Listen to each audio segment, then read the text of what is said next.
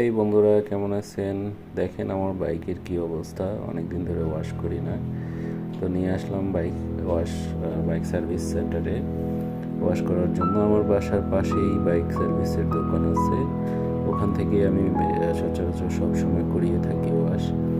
ওরা খুব ভালোভাবে ওয়াশ করে।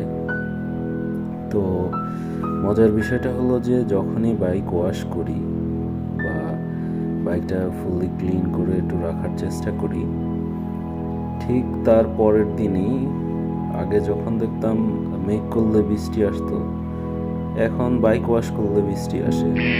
দেখেন, বাইক ওয়াশ শেষ, অফিসে গেছি, তারপরে বৃষ্টি। যদিও তখন বাইকটা পার্কিংয়ে ছিল বৃষ্টির সময়। পরে যখন বাসায় আসবো তখন আবার বৃষ্টিতে ভিজে গেল। মানে বৃষ্টিতে ভেজে নাই, রাস্তা ভিজে থাকার কারণে আমার বাইকটার আবার অবস্থা খারাপ হয়ে গেল।